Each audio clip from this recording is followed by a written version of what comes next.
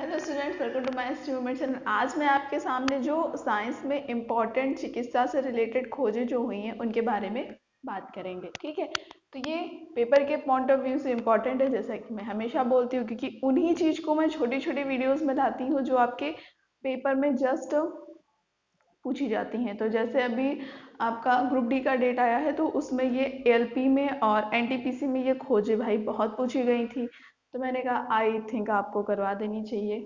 ठीक है, तो उससे रिलेटेड ये क्वेश्चंस लिखे हुए हैं जिनके आंसर्स मैं आपको बताऊंगी। तो चैनल पर नए हैं तो जाकर सब्सक्राइब कर लीजिएगा, वीडियो अच्छा लगे तो लाइक और अपने फ्रेंड के साथ शेयर भी कर दीजिएगा। चलिए तो फिर स्टार्ट करते हैं। रक्त का परिसंचरण या फिर बोल सकते हो रक्त परिसंचरण की खोज किसने की थी? तो किसने की थी? विलियम हार्वे ने। किसने की?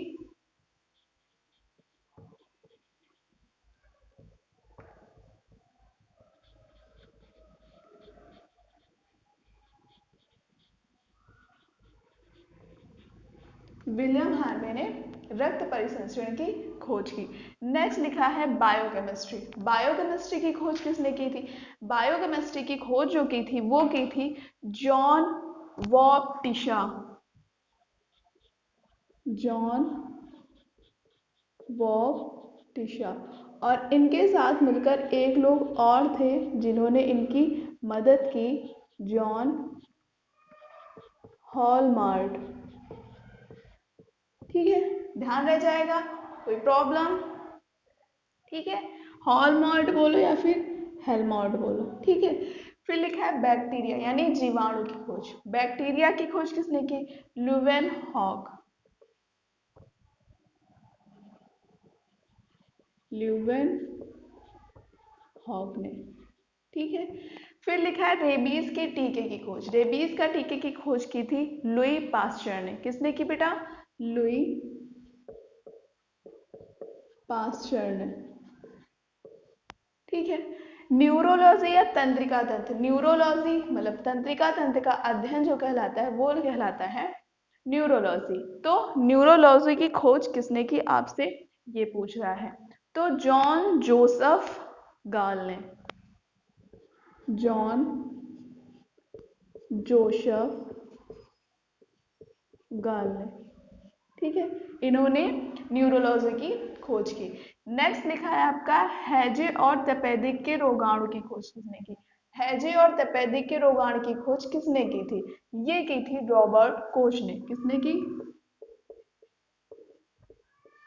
Robert Koch. ठीक, नेक्स्ट लिखा है मलेरिया के रोगाणु की खोज किसने की? मलेरिया के रोगाणु की खोज जो की थी वो की थी आपके लावे रॉन ने।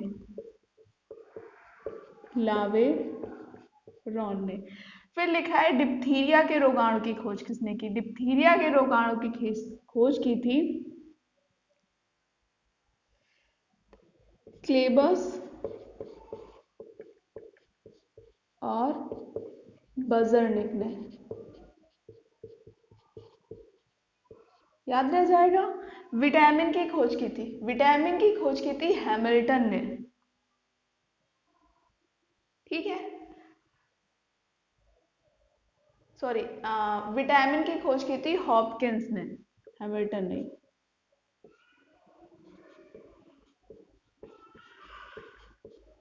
फिर है विटामिन सी की खोज किसने की थी? ये की थी फ्लोलिक। ठीक है, विटामिन सी की खोज की थी फ्लोलिक होलसट ने। फ्लोलिक होलसट ने। फिर लिखा है विटामिन बी और डी। बी और डी की खोज दोनों एक ही लोगों ने की थी। किसने की थी? मैक कोलक ने। मैक कोलक ने। डीडीटी के टीके की खोज किसने की थी? वो की थी आपके पॉल मूलर ने।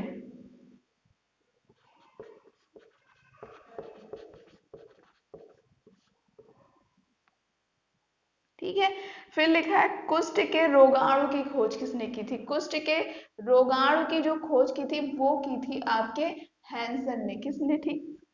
किसने की थी? हैंसन ने। फिर लिखा है एस्प्रिन की खोज किसने की थी? एस्प्रिन की खोज की थी एस्पिरिन की आपकी खोज की थी ड्रेसर ने। ठीक है, याद रह जाएगा, कोई प्रॉब्लम। आ जाते हैं पेनिसिलिन। पेनिसिलिन की खोज किसने की थी? अलेक्जेंडर फ्लेमिंग ने।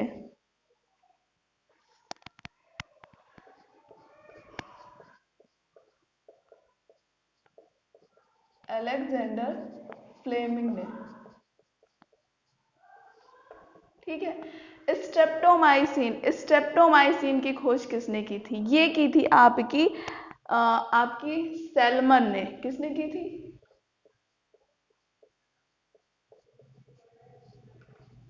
सेलमन वैक्सोमैन।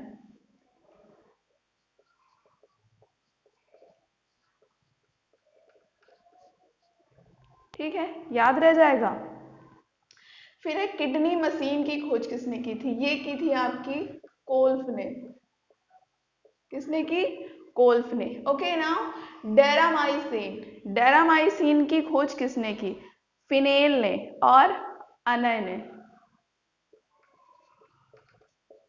फिनेल और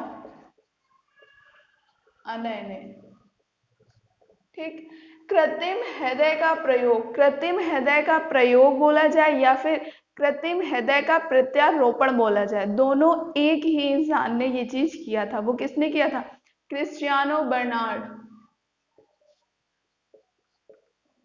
क्रिश्चियन बर्नार्ड। ठीक है। फिर है प्रथम परख नली शिशु की खोज की थी।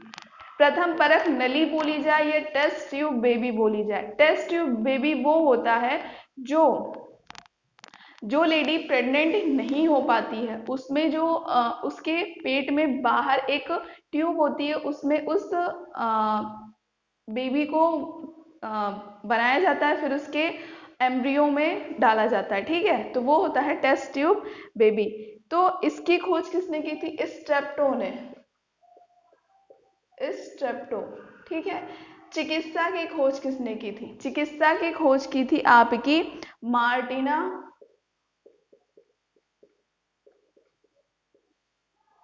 क्लाइव।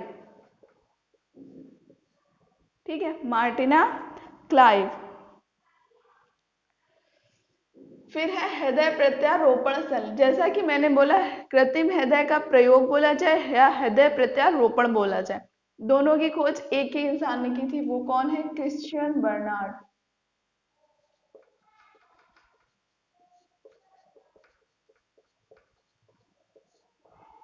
फिर लिखा है कैंसर से जुड़े जीन की खोज। कैंसर से जुड़े जो जीन होते हैं उनकी खोज किसने की थी? तो रॉबर्ट वीन वर्न ने। ठीक है, रॉबर्ट वीन वीन वर्ग ने। ठीक है।